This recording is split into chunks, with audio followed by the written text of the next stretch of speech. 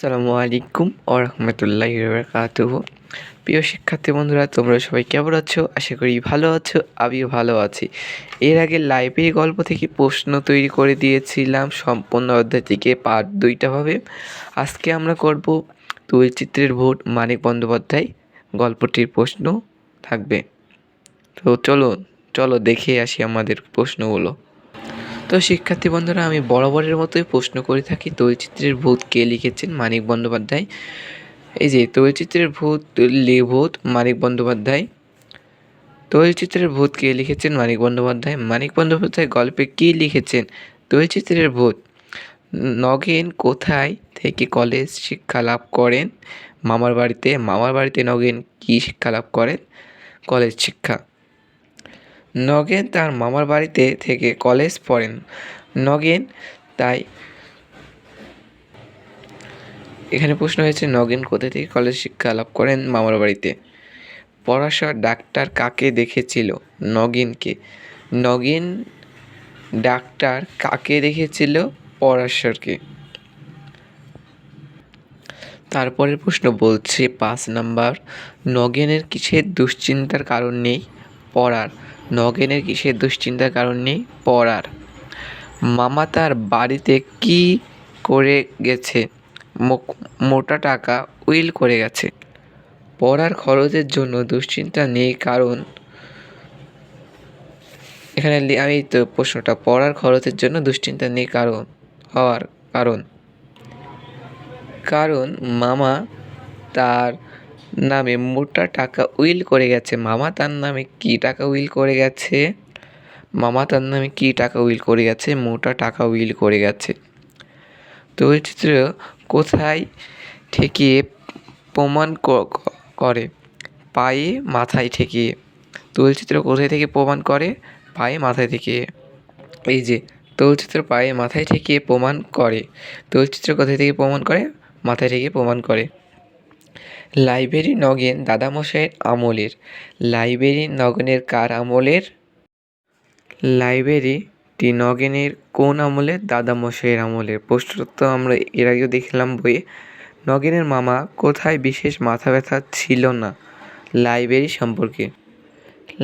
সম্পর্কে নগেনের মামার বিশেষ মাথা ব্যথা ছিল না।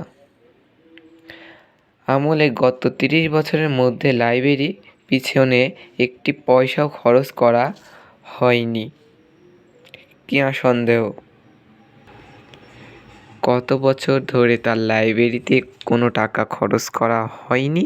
30 বছর। বই তো দেখলাম। চেয়ার টেবিল কি পেয়েছে? চেয়ার টেবিল পেনশন পেয়েছে। চেয়ার কয়েকটি খুব সম্ভবত অন্য ঘর থেকে পেনশন পেয়েছে, মানে অন্য ঘর থেকে স্থানান্তর করেছে।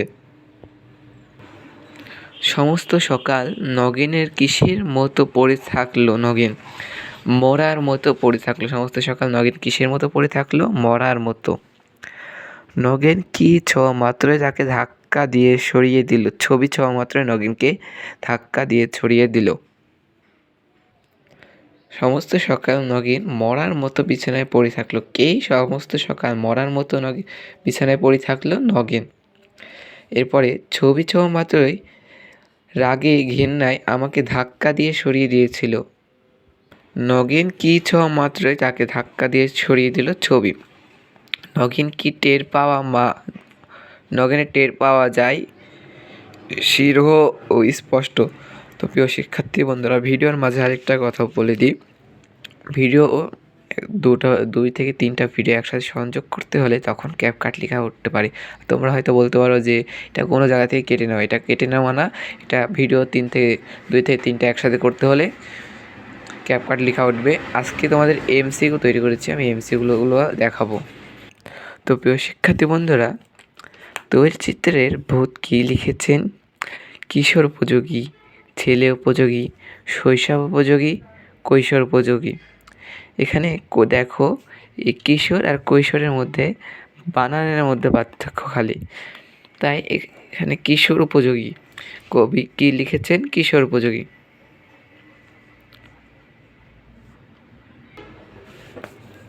তোমার পাঠ্য বইয়ে মানিক বন্দ্যোপাধ্যায় কোন গল্প লিখেছেন? সুখী মানুষ, পরি পাওয়া, তৈলচিত্রের ভূত, বাংলা নববর্ষ।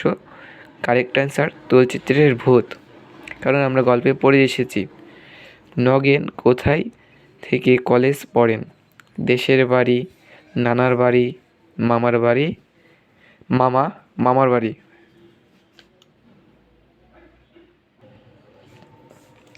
নগেন কে ডাক্তার দেখিয়েছিল? পরাশর, হাসান, পাশার, পলাশ। এর কারেক্ট অ্যান্সার হবে পরাশর। কি পায়ে ঠেকিয়ে প্রমাণ করেন? তৈলচিত্র, ছবি, টাকা, ক ও খ। কারেক্ট অ্যান্সার তৈলচিত্র। এই সকল সঠিক উত্তরগুলো বৃত্তির কাজে বা পরীক্ষার কাজে আসবে। এগুলো গল্প থেকে নেওয়া হয়েছে।